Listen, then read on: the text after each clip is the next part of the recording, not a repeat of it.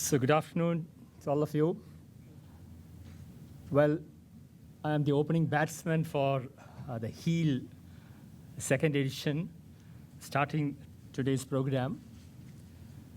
And hope that you all have a wonderful two-day session, which will really be beneficial to you, which will be informative, and which you can implement in your respective hospitals and other areas.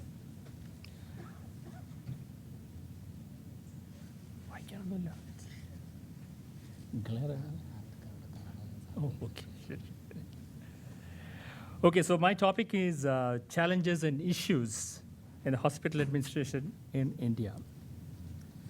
Well, the hospitals in India, if you look at it, we have various types of hospitals. We have the government hospitals, the public health hospitals, the district hospitals, the general hospitals. We have the quasi-government organizations, the hospitals. Medical colleges, we have private as well as government medical colleges, mission hospitals, nursing homes, and corporate hospitals. So with this wide variety of hospitals that we have, the problems, the challenges, and the issues will be different for each institution. So I'll be touching on basically in general about the issues and needs of a hospital, because the government setup, it'll be totally different from a private corporate hospital, right from fitting from the top to the bottom. We also have hospitals that have upgraded, like we just mentioned, Baby Memorial Hospital started with just 56 beds, and now we have become 800 beds. And also de novo full-fledged institutions, which you have a PACA plan, you know what you want, and then it's created for that. So there will be variations, there will be differences in the functioning as well as the problems which you see in these hospitals. The hospital administrator is the executive leader, as was mentioned some time back, for the management of an organized group of people engaged for providing healthcare by the hospital. So he's just an executive leader. He's not the policy maker, but his duty is to see that the policy makers' plans are executed. So he makes sure that the decisions, issues, directions, and exercises control to ensure that his or her decisions are correctly communicated and effectively implemented. So you have the policymaker at one end, you have the executive leader at the other end to see that the policymakers' decisions and wishes are being properly implemented for the success of the whole, not only the hospital, but the people in that area, the public at large. Traditionally, in majority of the hospitals, administration was practiced by medical professionals. Hospitals or small nursing homes started by individuals, it develops, and then they do the administration as well. A lot of hospitals do have this, especially hospitals which have grown up from small nursing homes. The person may not be fully equipped to handle administrative issues. Now, that's one of the basic things, because I am basically a doctor. I have learned to treat my patients.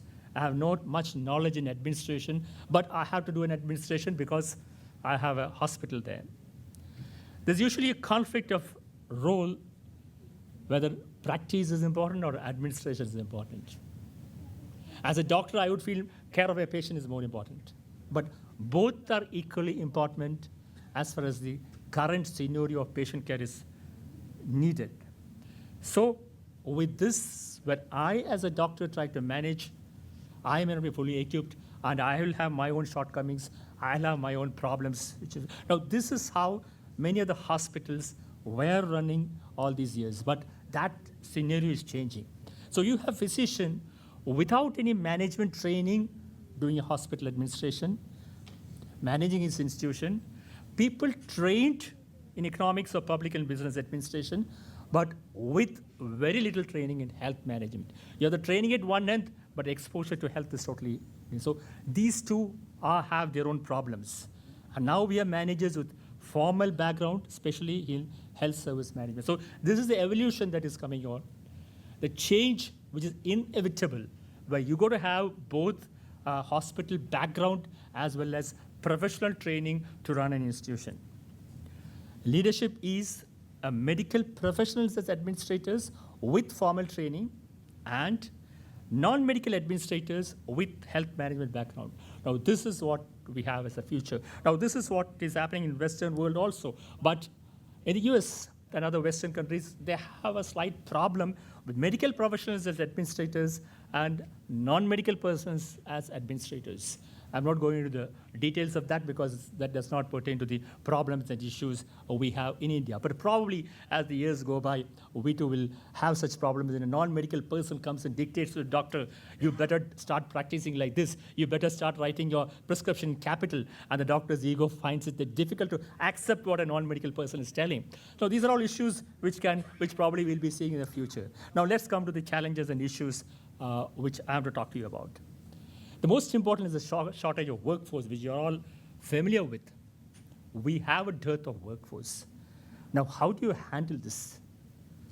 To some extent, this is a constant problem which you are facing, especially in India. Compared to the population, we have a shortage of beds, shortage of hospitals, shortage of health personnel, shortage of all the paramedical staff also.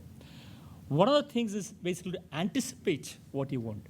Suppose you are planning an expansion. You're going to start a new department. Don't start the department and think of recruiting the people.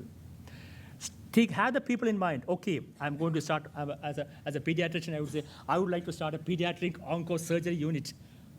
Excellent, something unique, something maybe nobody else is doing it here. But I should have in mind who I will have when the unit is ready, maybe 1 year or 2 years from now.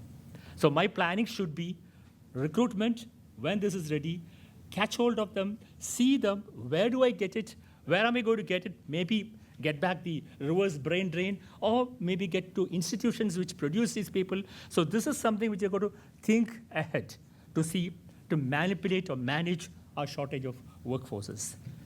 High rate of attrition, you all know about it. The rate is pretty high, not only with the nursing personnel, but in all categories of people. What do you do about it? Attrition is, again, inevitable. People go for better prospects. You can't deny them. For Kerala, at least, the major attrition is people who are going to the Middle East. We train them. Our nursing director always complains. We train them. We empower them. We make them the best. And then they say, goodbye, I'm going to another hospital. Well, this is something which we have to accept it. And then what can we do to prevent it? We've got to think out of the box. It's not the salary alone that matters. Well, you cannot pay the salary of what you're paying in the Middle East. But then do something else which makes them stay back. Better leadership, better training, or better facilities, a feeling of oneness, a feeling of togetherness in the hospital, a feeling of belonging to the hospital. So create an environment which they are satisfied to stay here.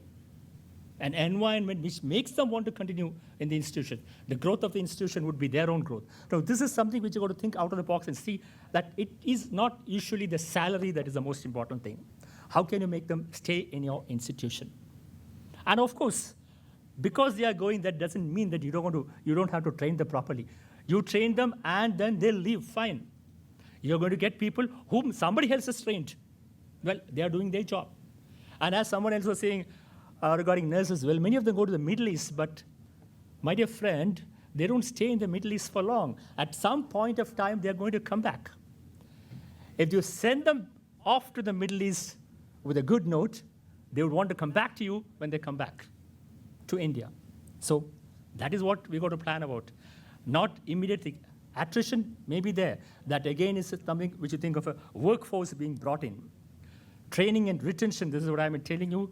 We keep on training. We keep on empowering them so that the institution gets known as the best place to get the best training, so people want to come and people want to stay there.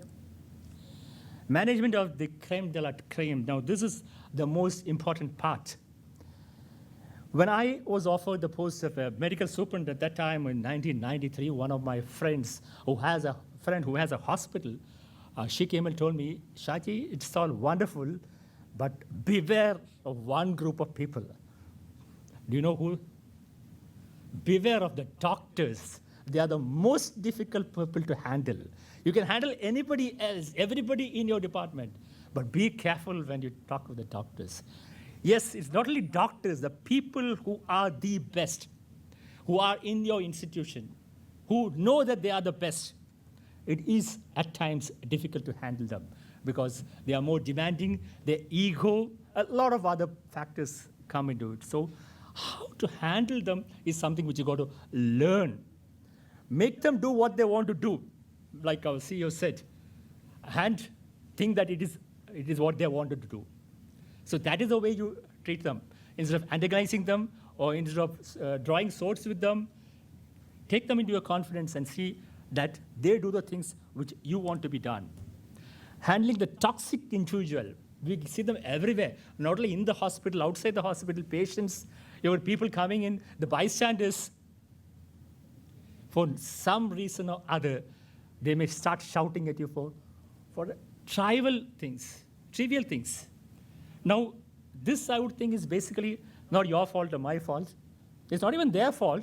I would say it's because the temporal lobe is not, the frontal lobe is not functioning properly. Because it's the frontal lobe that inhibits the whole emotional factors and tells you how to behave in a society properly. So probably they have a small problem with the frontal lobe controlling them. And how do you handle them? The best thing what I have tried during my days of medical superintendent was to patiently listen to whatever they want to say. Let them tell everything they want to say. And finally, I used to ask them, okay, now tell me what I should do for you. And many of them didn't have an answer for that. They have shouted at me, they have told everything they want, and now I'm asking them, what do I want? Then they used to cool down. The most important thing is in leadership qualities to handle a toxic individual is to keep patience, to keep your cool. To keep your cool, not only to handle the patients, but then you can have a correct decision in how to handle the person. And most of these persons are emotional outbursts. Let me tell you, the people coming to the hospital don't come to the hospital because they want to come to the hospital. They are forced to come to the hospital because somebody falls sick. You are sick, you are admitted in the hospital, or your relative falls sick, you are forced to sacrifice your job or some other thing and then come and stay with them. So you are emotionally disturbed the moment you enter the hospital. And then you have so many other factors coming in. So if they don't explode, probably there is some reason. Trade unions. We in Kerala are famous for trade union problems. So this is again something which have to be handled properly. Getting the employees to your side, giving them the importance that they deserve, because without the employees, we just can't run an institution. And seeing that whatever they need, there should be a proper way of a management which is willing to listen to them. The question comes when you are totally deaf to whatever they want to say. So that is one way, but there are certain places, areas like where a trade union is something which you got to think about it and handle it as and when it comes in. The statutory norms is again something which is sometimes you feel it's totally irrelevant. But the fact is that we got to take up those statutory, we got to follow the statutory norms. There's no option but to follow the statutory norms.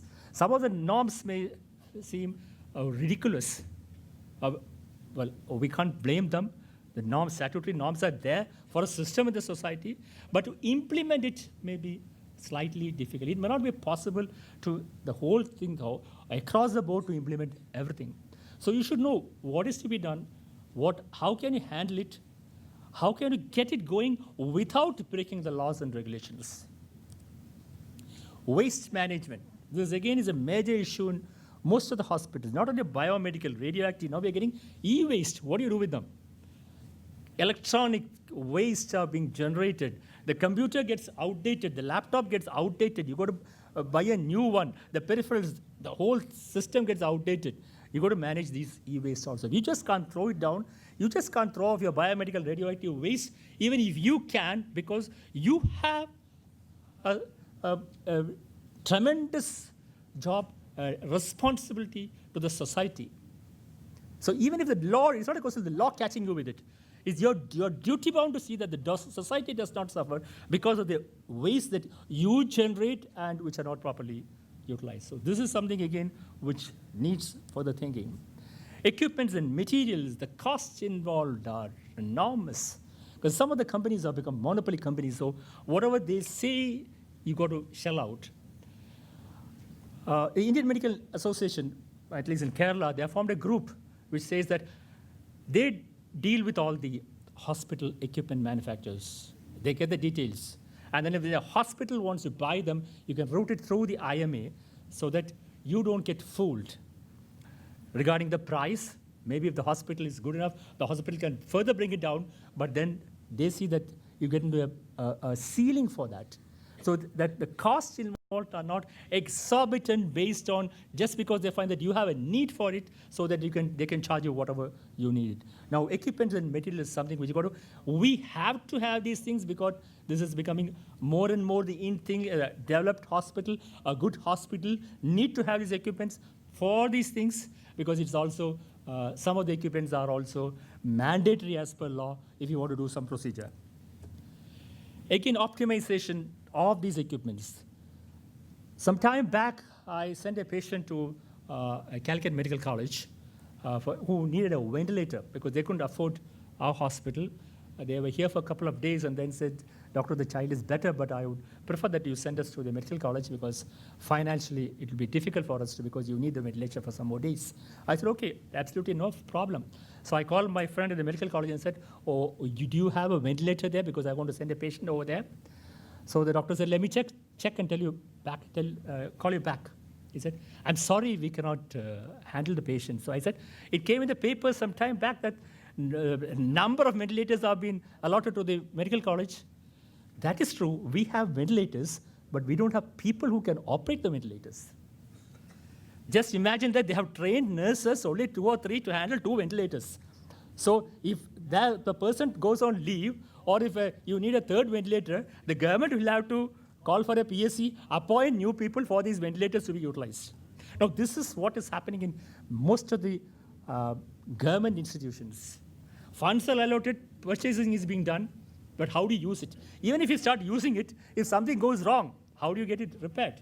The annual maintenance, the AMC, how does it come in? If you want to get it repaired, you've got to call a quotation. Even for the very big hospitals, sometimes these red tapeism come in where you just cannot get these things properly done, properly maintained to get the best out of those equipments.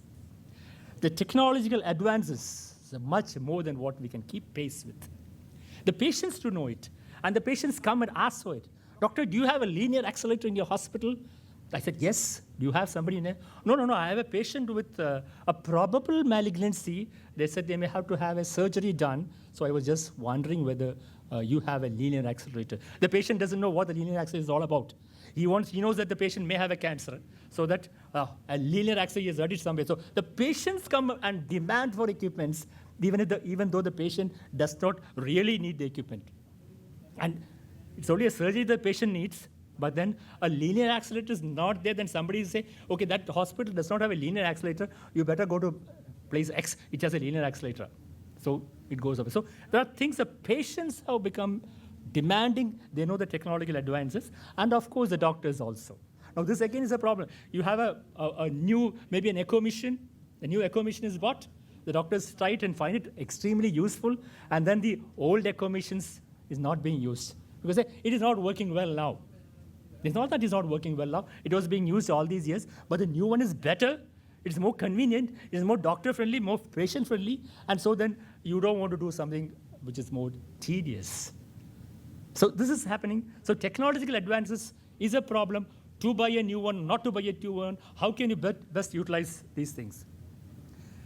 Hospital information system and IT enabling. It has its own problems, but this is an inevitable thing which we got to face it. We got to gradually go in, and then this is something. The question is how to go about it. Do we straight away run into it, learn about it, let the IT people know what your problem is, let you understand the program very well, before you jump into it because somebody else is using it and somebody else has given a good grade for it.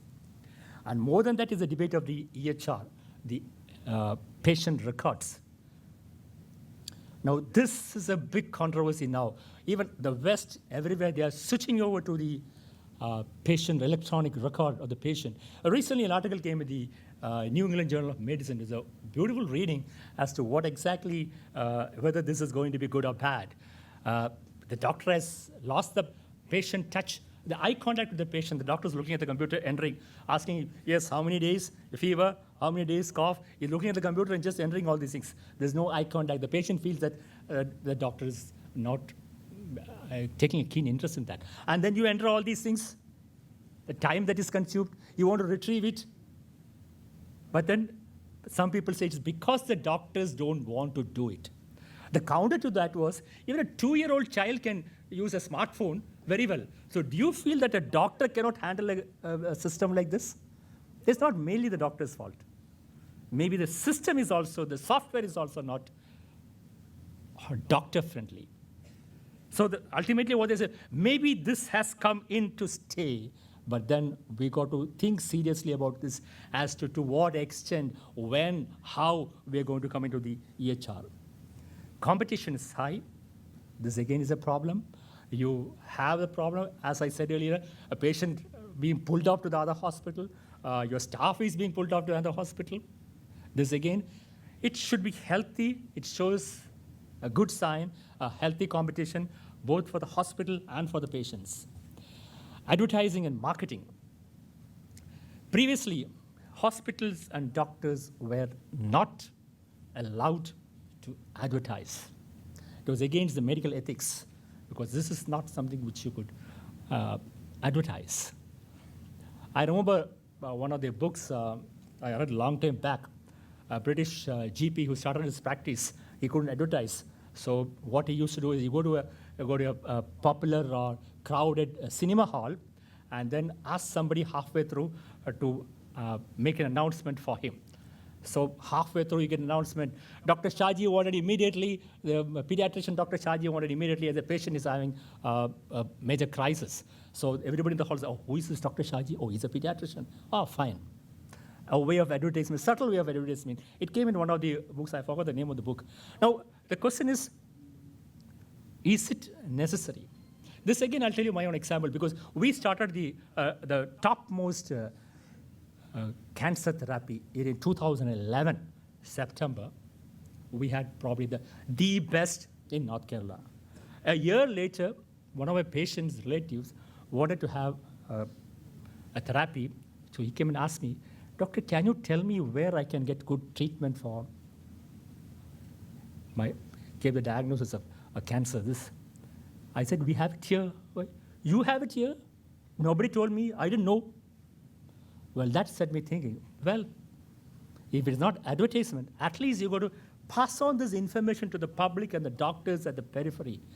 Because you got a fantastic infrastructure here, and nobody knows. Isn't that a crime more than advertising? So it's a question of creating awareness to the public as to what facilities you have. That is, whether it's advertising or not, well, it's something different. Whether it's ethical, I don't feel so. As I said, it's a crime that you have a good facility here and you don't tell the others about that. Finance and low insurance coverage is again a major problem. As I mentioned earlier, the equipments have gone costlier, the doctors have become costlier, the infrastructure has become costlier. Now the patients, they want better health, and then, of course, the treatment becomes costlier, and then whether you have the facility to do it. Insurance coverage is very low in India, as you're all aware. Probably more of insurance coverage can, to some extent, help in it. But here again, the problem is insurance companies try to curtail whatever they can cut off. Your 100 rupees, they say, no, 25 rupees is useless. It doesn't come under our coverage. Cut off 25 rupees, and then they give the 75 rupees after 3 or 4 months, so that they get the interest on that also. So all these are problems which you have got to think about it, to find a way so that it becomes, the whole industry becomes sustainable. Otherwise, there's no point in doing service for the sake of doing service. It's only the duty of a mission hospital to do that. So this is, again, proper finance management, whether it's the purchase of equipments, infrastructure, getting the people, or however it is. The expectations of the patients have also gone very, very high over the last decade. Patient satisfaction traditionally was a good caregiver communication. If I can communicate to the patient good, the staff responsiveness is good, adequacy of pain management, and acceptability of the environment. Now, these are the 4 traditional things where the patients used to be satisfied. Now, that is slowly changing. As Dr. Solomon Jacob said, it's more of a patient treatment than it's a customer satisfaction that is more important. So when it comes to customer satisfaction, these 4 things are not adequate. So this is something we're going to cater to that. What do the patients need, and are we delivering what they need, or is it just coming to treatment that is being delivered? Quality also traditionally is adherence to best practices, achievement of desired outcome, and avoidance of undesirable outcome. Now, this is also gradually changing. Quality does not mean these things. For quality, coming to my own department, is basically quality is accreditations are necessary, not only to convince the patient to see that you deliver something good, it's also for the best interest of the hospital that you got to go in for accreditations so that you keep up the standards of quality. And accreditations is not always that easy because the standards are high and you got to have a continual improvement if you want to stay where you are. How much is that? 10 minutes more, fine, okay. So the basic thing of quality implementation is the challenge of bringing in the change. Now, bringing in the change is the most difficult part. As I mentioned, I've been writing my prescription in running hand, and somebody comes and tells me, you got to write in the capital. I don't know how to do that. I'm just giving an example. There's so many things like this. So when you want to bring in a change, how do you bring in a change without creating a problem, smoothly, and making them understand that the change is needed? Now, this is the most challenging part in quality improvement or change for the better. Most other important thing is improving the communication skills. As a hospital, I have found that 95% of the problems are because of lack of communication. We think we know everything. We think that what we say is understood by you. I think that what I'm talking is understood by all of you. No, 50% of you wouldn't understand or understood what I'm telling all this time. I'll tell you a few examples in my own life where I was totally taken aback with a communication problem. Years before, when the state athletic meet was being conducted from here, I was one of the judges there along with a friend of mine. So we went to the ground at 7:30, saw that everything was over. I said, I'll go have my breakfast and come. And my friend told me, Chaji, bring in some writing pads. Oh, yes, definitely. As a doctor, you have so many writing pads with you. I went home, had my breakfast, and came back with 5 or 6 writing pads. The scribbling pads, the prescription pad. I gave it to, see, I bought the writing pads. This is a writing pad? I said, yes, this is what he asked for. This is not what I asked for. What he meant was your pad where you can write on it, the hardboard pad, so that it can be given to the judges so that they can note it down. I was taken aback. I thought I knew English. I thought he also knew English. We spoke in English, but then communication was a failure. I had a similar experience about 2-3 years back. I was sitting on the dais with an American who was the chief guest. So sometime halfway through the meeting, he said, Shaji, can you pass me the tablet? Well, I don't see any tablet. Does he have a headache? No tablets here. I said, Shaji, please pass me the tablet. Looked around, no tablet. Then it suddenly struck me. What he meant was his electronic tablet. It was lying right in front of me. He had an Apple iPad there. So then, very sheepishly, I took it and gave it to him. So he thought everybody knew what a tablet is. He's coming from the US. And I was, as a doctor, was thinking of a tablet in something which you hold. So communication is something which we think, we take it for granted that the other person has understood what you said, but that is not always so. So improving communication skills is something which is where proper training has to be given for everyone right across the board, whether it's the top consultant or the lowermost person. handling of the stressors, having done all these things, coming in the morning, do everything, you have a lot of stressors. You have the patients that are shouting at you. You have your subordinate who's not going to listen to you. You have the toxic personality.